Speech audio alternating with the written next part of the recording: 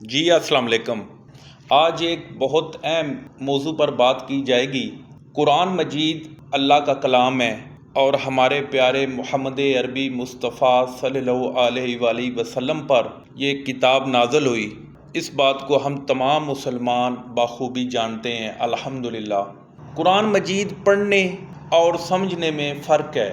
بے شک عربی میں قرآن مجید پڑھنا ثواب کا کام ہے، لیکن اس کو سمجھنے کے لیے اردو میں پڑھنا بہت ضروری ہے، کیونکہ قرآن مجید کے اندر ہی اللہ کی ذات فرماتی ہے، اے نبی ہم نے یہ قرآن تم پر عربی میں اتارا تاکہ تم سمجھو اور لوگوں کو سمجھاؤ۔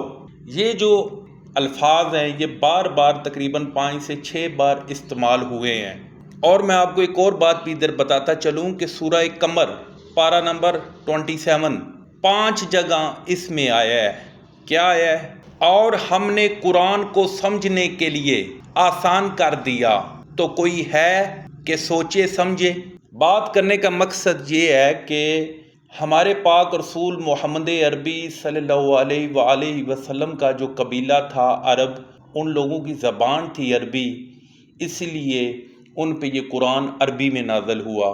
ہم لوگ ہیں اردو سپیکنگ، پنجابی، سندھی، بلوچی، کشمیری، مختلف قسموں کی ہماری زبانیں ہیں، لیکن 100% جو لوگ ہیں وہ اردو زبان سمجھتے ہیں۔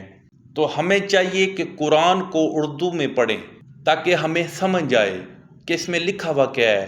عربی میں ہم پڑھ لیتے ہیں قل هو اللہ احد اللہ الصمد لم یلد ولم یولد ولم یکن لہ کفوا احد۔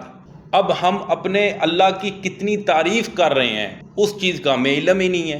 اس میں کتنی شان بیان کر رہے ہیں ہم اپنے اللہ پاک کی، وہ سمجھنے کے لیے ہمیں اس کو اردو میں پڑھنا چاہیے، تاکہ جب ہم نماز میں پڑھیں گے یا کوئی بھی آیت ہمارے سامنے آئے گی تو ہمیں اس کا مفہوم پتہ ہوگا کہ یہ کتنی زبردست چیز ہمارے منہ سے نکل رہی ہے۔ جیسے تیسرا کلمہ ہے، ہم عربی میں پڑھیں اس کی اور لذت ہے، جب آپ اس کو اردو میں پڑھیں گے تو آپ کو جو محسوس ہوگا کہ آپ اپنے اللہ تعالیٰ کی کتنی شان بیان کر رہے ہیں۔